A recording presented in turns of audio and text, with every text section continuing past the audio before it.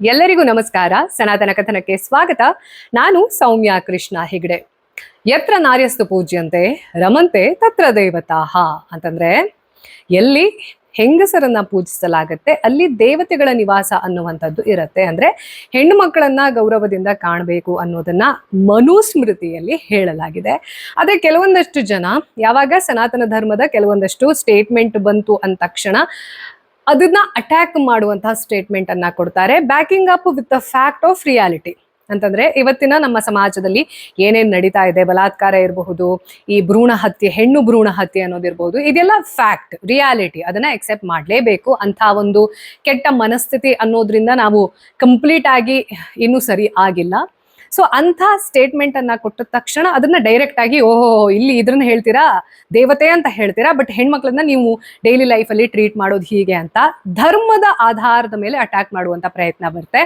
ಅದರಲ್ಲಿ one of the such ಅಸ್ತ್ರಾಸ್ of left ಲಿಬ್ರಾಂಡೋ ಅಂತಂದ್ರೆ ಸತಿ ಸಹಗಮನ ಪದ್ಧತಿ ಅನ್ನೋದು ಏನಿತ್ತು ಅದಿರಬಹುದು, ಅಥವಾ ಜೋಹಾರ್ ಅನ್ನುವಂಥದ್ದು ಏನ್ ನಡೆಯುತ್ತೆ ಈ ರಾಜಸ್ಥಾನಿ ಇದರಲ್ಲಿ ಪದ್ಮಾವತ್ ಸಿನಿಮಾದಲ್ಲಿ ತೋರಿಸಿದಾರಲ್ಲ, ಅದನ್ನ ಬೇರೆ ಬೇರೆ ನರೇಶನ್ ನ ಜೊತೆಗೆ ಸನಾತನ ಧರ್ಮ ಅನ್ನುವಂಥದ್ದು ಹೆಣ್ಣು ಮಕ್ಕಳನ್ನ ಹೇಗೆ ಆಬ್ಜೆಕ್ಟಿಫೈ ಮಾಡುತ್ತೆ, ಗಂಡಸಿನ ಆಧಾರ ಇಲ್ಲದೆ ಅವರು ಬದುಕಕ್ಕೆ ಯೋಗ್ಯರೇ ಅಲ್ಲ ಅನ್ನೋ ರೀತಿಯಲ್ಲಿ ಡಿಪಿಕ್ಟ್ ಮಾಡಿದೆ ಅನ್ನುವಂತಹ ಸ್ಟೇಟ್ಮೆಂಟ್ ಗಳನ್ನ ಕೊಡ್ತಾರೆ, ವಿಚ್ ಇಸ್ ಕಂಪ್ಲೀಟ್ಲಿ ರಾಂಗ್.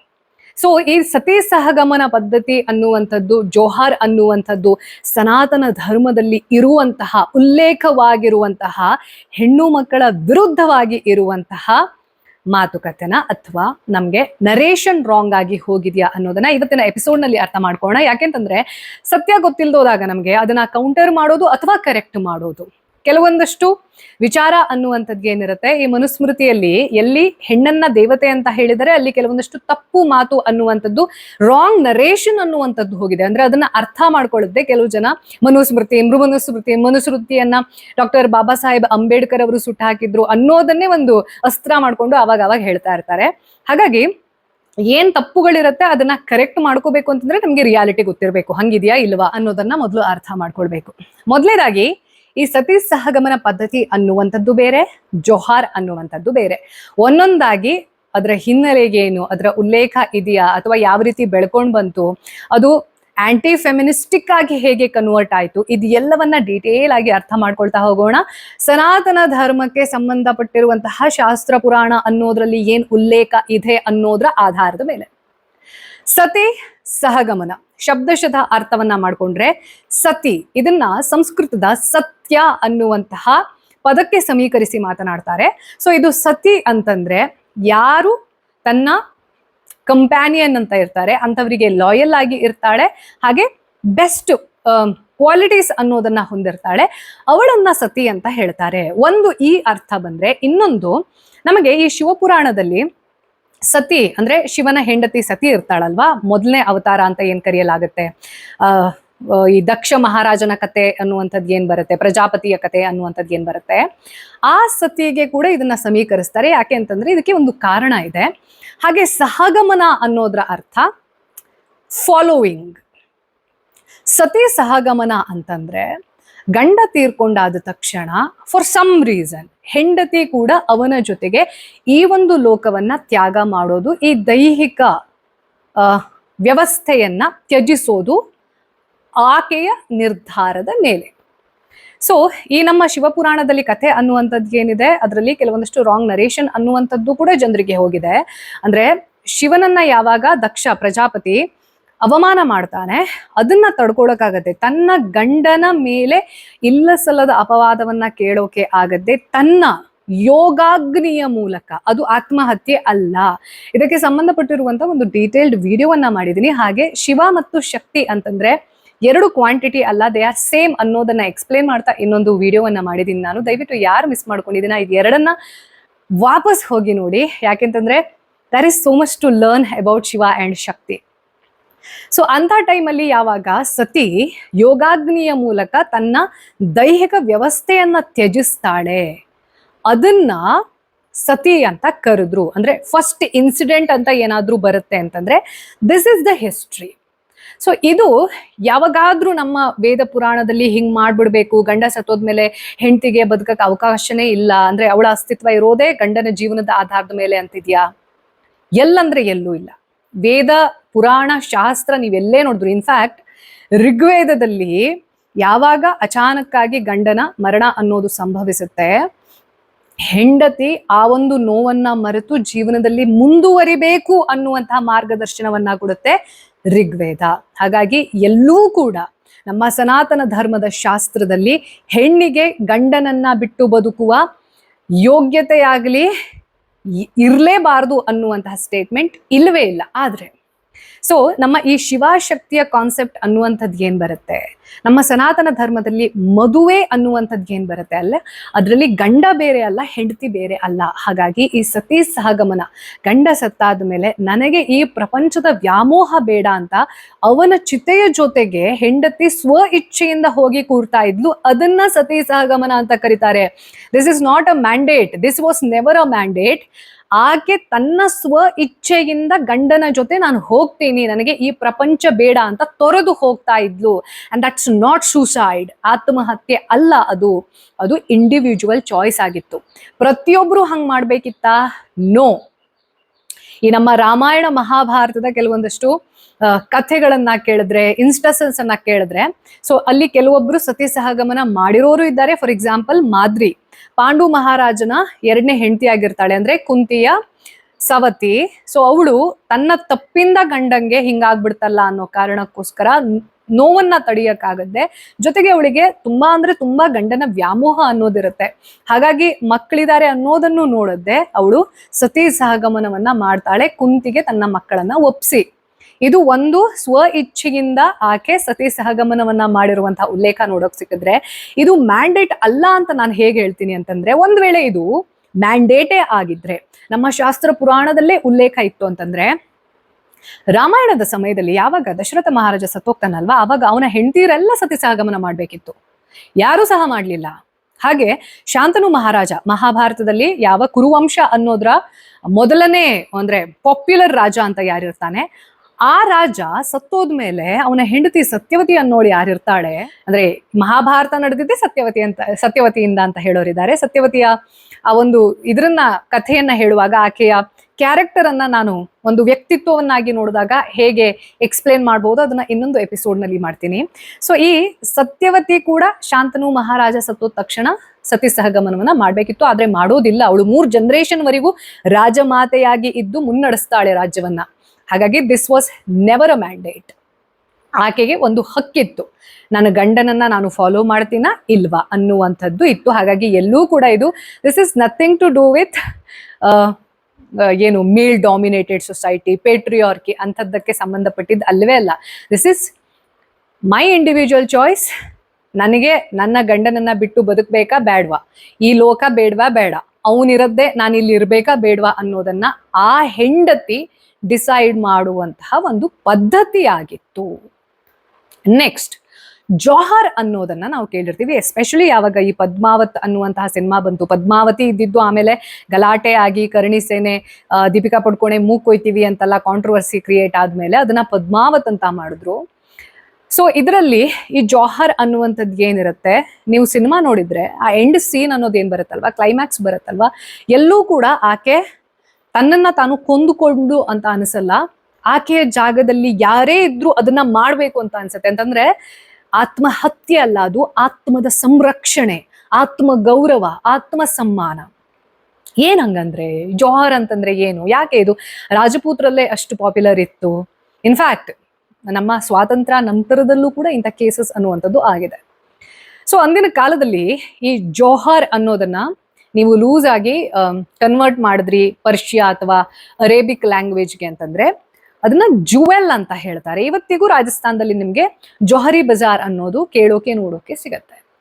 ಏನಕ್ಕೆ ಇದನ್ನ ಹಂಗೆ ಹೇಳ್ತಾರೆ ಅಂತಂದ್ರೆ, ಈ ಅಗ್ನಿ ಅನ್ನುವಂಥದ್ದನ್ನ ನಮ್ಮ ವೇದಿಕ್ ಪೀರಿಯಡ್ ಇಂದ ಇವತ್ತಿನವರೆಗೂ ಕೂಡ ಅತ್ಯಂತ ಪವಿತ್ರ ಅಂತ ನಾವು ಅದಕ್ಕೆ ಮಾನ್ಯತೆಯನ್ನ ಕೊಟ್ಟಿದೀವಿ. ಯಾವುದೇ ಪರೀಕ್ಷೆ ಇದ್ರೂ ಕೂಡ ಅದು ಅಗ್ನಿ ಪರೀಕ್ಷೆ ಅಂತಂದ್ರೆ that is the purest form. ಇವಾಗ ಸೀತಾಮಾತೆಯು ಕೂಡ ಅಗ್ನಿ ಪರೀಕ್ಷೆಯನ್ನ ಎದುರಿಸಿದ್ಲು ಅಂತ ಏನಕ್ಕೆ ಹೇಳ್ತೀವಿ ಅಂತಂದ್ರೆ, ಅಗ್ನಿಯ ಒಳಗಡೆ ನೀವು ಏನನ್ನೇ ಹಾಕಿ, ಯಾವುದೇ ವಸ್ತು ಇರ್ಲಿ, ಅದರ ಔಟ್ಕಮ್ ಒಂದೇ, ಬೂದಿ.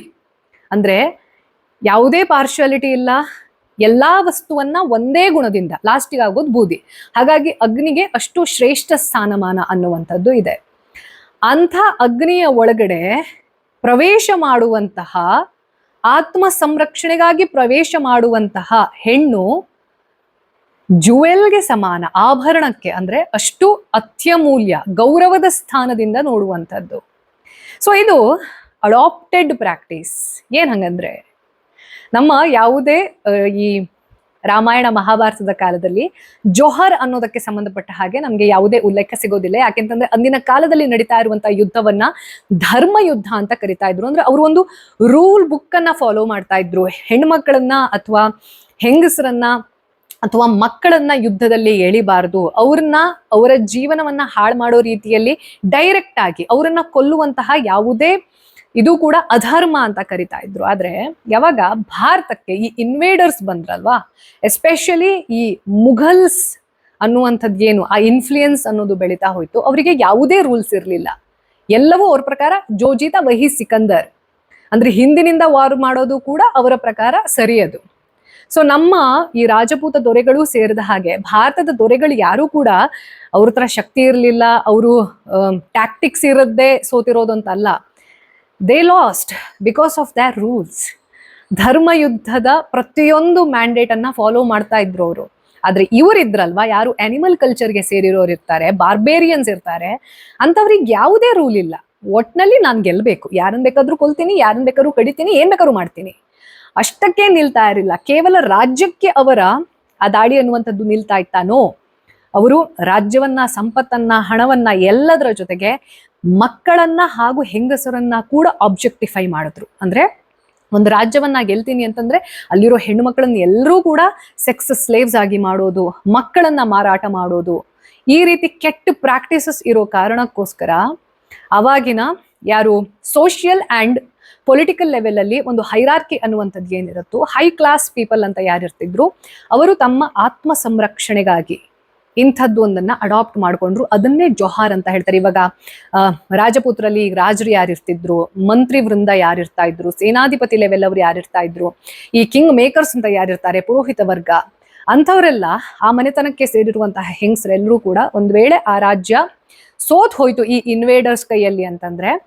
ಇವ್ರ ಕೈಗೆ ಸಿಕ್ಕಿ ನಾವು ನರಳೋದಿಲ್ಲ, ನಮ್ಮನ್ನ ನಾವು ಗುಲಾಮರನ್ನಾಗಿ ಮಾಡ್ಕೊಳ್ಳೋದಿಲ್ಲ, ನಮ್ಮ ಆತ್ಮವನ್ನಾಗ್ಲಿ ದೇಹವನ್ನಾಗ್ಲಿ ನಾವು ಯಾರಿಗೂ ಕೂಡ ಬಿಟ್ಕೊಡೋದಿಲ್ಲ. ಹಾಗಾಗಿ ಅಗ್ನಿಯ ಒಳಗಡೆ ಪ್ರವೇಶ ಮಾಡುವಂತಹ ರತ್ನ ಆಗ್ತೀನಿ ಅನ್ನುವಂತಹ ಕಾನ್ಶಿಯಸ್ ಡಿಸಿಷನ್ ಅನ್ನ ತಗೊಂಡು ಬೆಂಕಿ ಒಳಗಡೆ ಹೋಗ್ತಾ ಇದ್ರು. And that was regarded as respect, self respect. So ಸತಿ ಸಹಗಮನದಲ್ಲಿ ಇಂಡಿವಿಜುವಲ್ ಚಾಯ್ಸ್ ಅನ್ನೋದಿದ್ರೆ, ಇದರಲ್ಲಿ ಇಂಡಿವಿಜುವಲ್ ಚಾಯ್ಸ್ ನ ಜೊತೆಗೆ ಸೆಲ್ಫ್ ರೆಸ್ಪೆಕ್ಟ್ ಅನ್ನೋದು ಕೂಡ ಆಡ್ ಆಗುತ್ತೆ. ಈ ಜೋಹರ್ ರೀತಿಯದ್ದೇ ಒಂದು ಇನ್ಸಿಡೆಂಟ್ ನಮ್ಗೆ ಮಹಾಭಾರತದಲ್ಲಿ ಕೇಳೋಕೆ ಸಿಗುತ್ತೆ, ಅಂಬೆಯ ಕತೆ. ಈ ಅಂಬೆಯ ಕಥೆಯನ್ನ ನಾನು ಡೀಟೇಲ್ ಆಗಿ ಇನ್ನೊಂದು ಎಪಿಸೋಡ್ ನಲ್ಲಿ ಹೇಳ್ತೀನಿ. ಯಾವಾಗ ಮಹಾಭಾರತದ ಕ್ಯಾರೆಕ್ಟರ್ ಗಳನ್ನ ನಾನ್ ಯಾವ ರೀತಿ ನೋಡ್ತೀನಿ ಅಂತ ಎಕ್ಸ್ಪ್ಲೇನ್ ಮಾಡ್ತೀನಿ ಅಂತ ಹೇಳ್ದೆ ಅಲ್ಲ, ಸೊ ಆವಾಗ ಹೇಳ್ತೀನಿ. ಆಕೆ ಭೀಷ್ಮ ತನಗೆ ಅವಮಾನ ಮಾಡ್ದ ಅನ್ನೋ ಕಾರಣಕ್ಕೋಸ್ಕರ ಸ್ವ ಇಚ್ಛೆಯಿಂದ, ಆಕೆಗೆ ಮದುವೆ ಆಗಿರೋದಿಲ್ಲ, ಆದ್ರೂ ಸಹ ಕನ್ಯೆಯಾಗಿದ್ರೂ ಕೂಡ ಅವಳು ಬೆಂಕಿಯ ಒಳಗಡೆ ಪ್ರವೇಶ ಮಾಡ್ತಾಳೆ ತನ್ನ ಆತ್ಮ ಗೌರವಕ್ಕೋಸ್ಕರ. ಆ ಆತ್ಮ ಗೌರವದ ಜೊತೆ ಅವಳಿಗೆ ಒಂದು ಹಗೆ ಕೂಡ ಇರುತ್ತೆ, ಭೀಷ್ಮನನ್ನ ಕೊಲ್ಲಬೇಕು, ಈ ಜನ್ಮದಲ್ಲಿ ಆಗಲ್ಲ ಅಂತಂದ್ರೆ ಮುಂದಿನ ಜನ್ಮ ಎತ್ತು ಬರ್ತೀನಿ, ಈ ಜನ್ಮ ನಶ್ವರ ಅಂತ ಹೇಳಿ ಅವಳು ಆತ್ಮ ಗೌರವಕ್ಕೋಸ್ಕರ ಹಾಗೂ ತನ್ನ ಸೇಡಿಗೋಸ್ಕರ ಅಗ್ನಿಯ ಒಳಗಡೆ ಪ್ರವೇಶ ಮಾಡ್ತಾಳೆ. ಇದು ಜೋಹರ್ಗೆ ಒಂದ್ ರೀತಿಯಲ್ಲಿ ಸಮೀಕರಿಸಿ ಮಾತಾಡ್ಬಹುದು. ಆದ್ರೆ ಇಲ್ಲಿ ಜೋಹರನ್ನ ಮಾಡ್ಕೊಳ್ತಾ ಇದ್ದವರೆಲ್ಲರೂ ಕೂಡ ಮ್ಯಾರಿಡ್ ವಿಮೆನ್ ಆಗಿದ್ರು, ಆದ್ರೆ ಅವಳು ಅನ್ಮ್ಯಾರಿಡ್ ವಿಮೆನ್. ಸೊ ಜೋಹರ್ ಬೇರೆ, ಸತಿ ಸಹಗಮನ ಅನ್ನುವಂಥದ್ದು ಬೇರೆ.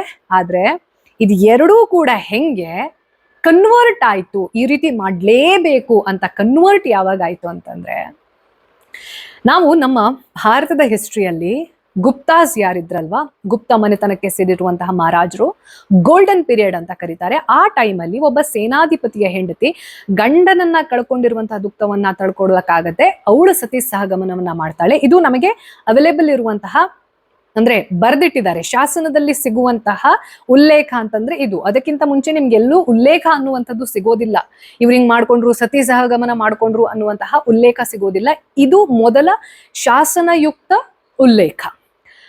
ಈಗ ಒಂದು ಪ್ರಾಬ್ಲಮ್ ಇದೆ ನಮ್ಮ ಹ್ಯೂಮನ್ ಸೈಕಾಲಜಿಯಲ್ಲಿ. ಹಿರಿಯಕ್ಕನ ಚಾಳಿ ಮನೆ ಮಂದಿಗಲ್ಲ ಅನ್ನೋ ರೀತಿಯಲ್ಲಿ ಆಕೆ ಏನಕ್ ಮಾಡಿದ್ಲು ಅನ್ನೋದನ್ನ ಅರ್ಥ ಮಾಡ್ಕೊಳ್ಳುತ್ತೆ. ಜಸ್ಟ್ ಬಿಕಾಸ್ ಒಂದು ಹೈ ಕ್ಲಾಸ್ ಅವರು ಆ ರೀತಿ ಪ್ರಾಕ್ಟೀಸ್ ಅನ್ನ ಮಾಡಿದ್ರು, ಅಥವಾ ಯಾರೋ ಒಬ್ರು ನಮ್ಗೆ ಇಷ್ಟ ಇರೋರು ಏನೋ ಮಾಡಿದ್ರು ಅಂದ ತಕ್ಷಣ ಅವರು ರೂಲ್ ಬ್ರೇಕ್ ಮಾಡಿದ್ರು ಅಥವಾ ಹೊಸ ರೂಲ್ ಕ್ರಿಯೇಟ್ ಮಾಡಿದ್ರು ಅಂದ ತಕ್ಷಣ ಅದರ ಅಂಧಾನುಕರಣೆ ಮಾಡ್ತಾ ಹೋಗೋದು. ಸೊ ಆಕೆ ಮಾಡಿದ್ರಿಂದ ಆಕೆಯನ್ನ ನೋಡಿ ಇನ್ನೊಂದು 10 ಜನ ಮಾಡಿದ್ರು, ಆ 10 ಜನ ಮಾಡಿದ್ರು ಅನ್ನೋ ಕಾರಣಕ್ಕೋಸ್ಕರ ಇನ್ನೊಂದು 100 ಜನರಿಗೆ ಈ ರೀತಿ ಮಾಡ್ಲೇಬೇಕು, ಇಲ್ಲ ಅಂತಂದ್ರೆ ನನ್ನನ್ನ ಒಳ್ಳೆ ಹೇಳ್ತಿ ಅಂತ ತಿಳ್ಕೊಳ್ಳೋದಿಲ್ಲ ಅಂತ ಅವರೇ ಬೇರೆ ರೀತಿಯಾಗಿರುವಂತಹ ರೂಲ್ ಅನ್ನ ಸೆಟ್ ಮಾಡ್ಕೊಂಡು, ಜೊತೆಗೆ ಅಂದಿನ ಕಾಲದಲ್ಲಿ ಈ ಫೈನಾನ್ಷಿಯಲ್ ಫ್ರೀಡಮ್ ಅನ್ನುವಂಥದ್ದು ಹೆಂಗಸರಿಗೆ ಜಾಸ್ತಿ ಇರದೇ ಇರೋ ಕಾರಣಕ್ಕೋಸ್ಕರ ಗಂಡ ಸತ್ತೋದ ಅಂದ ತಕ್ಷಣ ನೆಕ್ಸ್ಟ್ ತವ್ರ ಮನೆಯವ್ರಿಗೆ ಕೆಲವೊಂದ್ಸತಿ ಅಯ್ಯೋ ಇವಳು ಭಾರ ನಮಗ್ ಬೇಡ, ಸತಿ ಸಗಮನ ಮಾಡಿ ಕಳಿಸ್ಬಿಡೋಣ ಇವಳನ್ನ ಅಂತ ಕೈ ತೊಳ್ಕೊಳ್ಳುವಂತಹ ಕೆಟ್ಟ ಪದ್ಧತಿ ಅನ್ನೋದು ಕೂಡ ಶುರುವಾಯ್ತು. ಜೊತೆಗೆ ಗಂಡ ಏನಾದ್ರೂ ತುಂಬಾ ಶ್ರೀಮಂತ ಆಗಿದ್ದ ಅಂತಂದ್ರೆ ಇವಳ ಆಸ್ತಿಯನ್ನ ಲಪಟಾಯಿಸ್ಬೇಕು ಅನ್ನೋ ಕಾರಣಕ್ಕೋಸ್ಕರ ಇಲ್ಲ ನಿನ್ ಗಂಡ ಸತ್ತೋಗಿದ್ದಾನೆ ನೀನು ಸತಿ ಮಾಡ್ಕೋ ಅಂತ ಅವಳ ಮೇಲೆ ಪ್ರೆಷರ್ ಮಾಡೋಕೆ ಶುರು ಮಾಡಿದ್ರು. ಸೊ ಒಂದು ಮೂಲ ಸ್ವರೂಪ ಬೇರೆ ಇರುತ್ತೆ, ಬಳಕೆ ಬೇರೆ ಇರುತ್ತೆ. ಆ ಬಳಕೆ ಅನ್ನುವಂಥದ್ದು ಹೇಗೆ ದುರ್ಬಳಕೆ ಆಗಿ ಕನ್ವರ್ಟ್ ಆಗತ್ತೆ ಅನ್ನೋದಕ್ಕೆ this is one of the best examples. ಆಮೇಲೆ ಅದನ್ನ ಮುಂದೆ ಈ ಬ್ರಿಟಿಷ್ ಟೈಮ್ ಬಂದಾಗ ಏನಾಯ್ತು, ಆಮೇಲೆ ರಾಜಾರಾಮ್ ಮೋಹನ್ ರಾಯ್ ಅವರು ಅದರ ಮೇಲೆ ತುಂಬಾ ಹೋರಾಟವನ್ನ ಮಾಡಿ ಬ್ಯಾನ್ ಮಾಡಿಸ್ತಾರೆ. ಆ ಬ್ಯಾನ್ ಮಾಡಿದ್ಮೇಲೂ ಕೆಲವೊಂದಷ್ಟು ರಿಪೋರ್ಟ್ ಅನ್ನೋದು ನಮಗೆ ಕೇಳೋಕೆ ಸಿಗತ್ತೆ. ಅದಕ್ಕೆ ಸಂಬಂಧಪಟ್ಟಿರುವಂತಹ ಒಂದು ಇಂಟ್ರೆಸ್ಟಿಂಗ್ ಕೇಸ್ ಸ್ಟಡಿಯನ್ನ ನನ್ನ ಇನ್ನೊಂದು YouTube channel news sense with Soumya Krishna ಹೆಗಡೆಯಲ್ಲಿ ಮಾಡ್ತೀನಿ. ದಯವಿಟ್ಟು ಅಲ್ಲಿ ಕೂಡ ಸಬ್ಸ್ಕ್ರೈಬ್ ಮಾಡ್ಕೊಳ್ಳಿ. ಯಾಕೆಂತಂದ್ರೆ ನಾನು ನಮ್ಮ ಪೊಲಿಟಿಕ್ಸ್ಗೆ ರಿಲೇಟೆಡ್ ಆಗಿರುವಂಥದ್ದು ಅಥವಾ ಹಿಸ್ಟ್ರಿ ಇರಬಹುದು, ಕೆಲವೊಂದಷ್ಟು ಕೇಸ್ ಸ್ಟಡಿ ಅನ್ನುವಂಥದ್ದು ಏನಿರುತ್ತೆ ಆ ಒಂದು ಚಾನೆಲ್ನಲ್ಲಿ ನಿಮಗೆ ಡೀಟೇಲ್ ಆಗಿರುವಂತಹ ಜರ್ನಲಿಸ್ಟಿಕ್ ಅಪ್ರೋಚ್ನ ಜೊತೆಗೆ ಎಕ್ಸ್ಪ್ಲೇನ್ ಮಾಡ್ತಾ ಹೋಗ್ತೀನಿ. Stay tuned there. ಹಾಗಾಗಿ ಈ ಸತಿ ಸಹಗಮನ, ಜೋಹಾರ್ ಅನ್ನುವಂಥದ್ದು ಇರ್ಬೋದು, ಯಾವುದೇ ಇದೆಲ್ಲ ನಮ್ಮ ಸನಾತನ ಧರ್ಮದ ಪ್ರಾಕ್ಟೀಸಸ್ ಅಲ್ಲವೇ ಅಲ್ಲ. ಇದನ್ನ ಅಡಾಪ್ಟ್ ಮಾಡಿಕೊಳ್ಳಲಾಗಿದೆ. ಅಂದ್ರೆ ಕೆಲವೊಂದಷ್ಟು ವಿಚಾರ ಆ ಟೈಮ್ಗೆ ರಿಲೆವೆಂಟ್ ಇರುತ್ತೆ, ಬಟ್ ಅದೇ ಸತ್ಯ ಅದನ್ನ ಇವಾಗ್ಲೂ ಪ್ರಾಕ್ಟೀಸ್ ಮಾಡ್ತೀನಿ ಅಂತಂದ್ರೆ ಅದನ್ನ ಮೂರ್ಖತನ ಅಂತ ಹೇಳ್ತಾರೆ. ಪ್ರತಿಯೊಂದು ವಿಚಾರ ಸರಿ ತಪ್ಪು, ರೈಟ್ ರಾಂಗ್, ಇದೆಲ್ಲದಕ್ಕೂ ಕೂಡ ಒಂದು ಟೈಮ್ ಕನ್ಸ್ಟ್ರೆಂಟ್ ಇರುತ್ತೆ. ಆ ಟೈಮಲ್ಲಿ ಯಾವುದೋ ಒಂದು ಸರಿ ಅನ್ನೋದು ಈ ಟೈಮಲ್ಲಿ ತಪ್ಪಿರಬಹುದು. ಈ ಟೈಮಲ್ಲಿ ನಾವು ಯಾವ್ದನ್ನ ಇದು ರೈಟ್ ಅಂತ ಕರಿತಿದೀವಿ, ಆ ಟೈಮಲ್ಲಿ ಅದು ಇನ್ವ್ಯಾಲಿಡ್ ಇರಬಹುದು. ಹಾಗಾಗಿ ನಾವು ಯಾವುದೇ ಇವೆಂಟ್ ಅನ್ನ ಅನಲೈಸ್ ಮಾಡ್ಬೇಕು ಅಂತಂದ್ರೆ ಇವತ್ತಿನ ಕಾಲಘಟ್ಟದಲ್ಲಿ ಕುತ್ಕೊಂಡು ಇದು ಸರಿ ಇದು ತಪ್ಪು ಅಂತ ಜಡ್ಜ್ ಮಾಡಿದ್ರೆ ತಪ್ಪಾಗತ್ತೆ. ಅವತ್ತಿನ ಕಾಲಘಟ್ಟದಲ್ಲಿ ಹೇಗಿದ್ರು, ಅವರ ಸೈಕಾಲಜಿ ಏನಿತ್ತು, ಅವರ ಅಡಾಪ್ಟಿಬಿಲಿಟಿ ಏನಿತ್ತು ಅನ್ನೋದನ್ನ ಅರ್ಥ ಮಾಡ್ಕೊಂಡ್ರೆ ಹಂಗಾಗಿತ್ತು ಅನ್ನೋದಕ್ಕೆ ಒಂದು ಚಿಕ್ಕ ಚಿತ್ರಣ ಅನ್ನೋದು ನಮ್ಮ ಕಣ್ಣ ಮುಂದೆ ಬರುತ್ತೆ. ಕರೆಕ್ಟ್ ಅಲ್ವಾ? ಇದು ಈ ವಾರದ ಸನಾತನ ಕಥನ. ಮತ್ತೆ ನಿಮ್ಮ ಭೇಟಿ ಬರುವ ಭಾನುವಾರ ರಾತ್ರಿ ಶಾರ್ಪ್ 9 o'clock. ಲೋಕ ಸಮಸ್ತ ಸುಖಿನೋ ಭವಂತು.